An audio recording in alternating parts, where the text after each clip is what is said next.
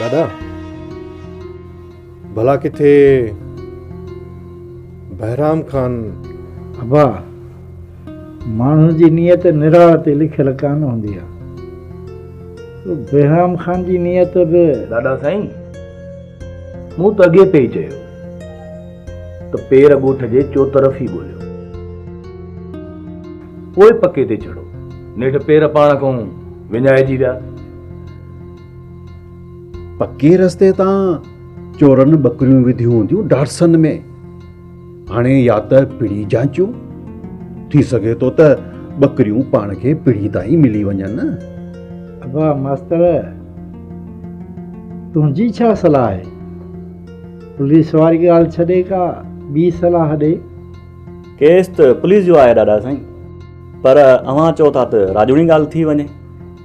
मास्तर साहिब, ॻाल्हि इहा आहे त पुलिस हिकु भेरो न ॻोठ जो मुंहुं ॾिसी वरितो त पोइ त फासी वेंदासीं। पर दादा साईं, इहे थाणा ऐं पुलिस स्टेशनूं बि इन्हनि मसइलनि जे हल जे लाइ हूंदा आहिनि। के चङा ऑफिसर बि हूंदा आहिनि। अबा इहा ॻाल्हि बराबरि आहे, पर पोइ पुलिस चवंदी त नाला ॾियो, पोइ त उसे पासे जे राजनि में ट्राकोड़ो विझंदी, पंहिंजो त रोज़गार कंदी, पर राजनि खे विढ़ाईंदी।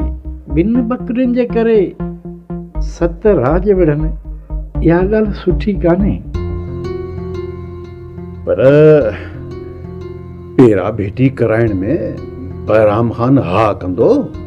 बहराम खान सां ॻाल्हाइबो त बाबा तरहीं राज जी ॻाल्हि आहे, तंहिंमें मेरो माण्हू सूंहे कोन थो। अॼु चोरनि असांजी घिटी विरहांगी आहे, सुभाणे ॿिए जी, परीहं टीह जी। मुंहिंजी हिकिड़ी ॻाल्हि ॿुधो,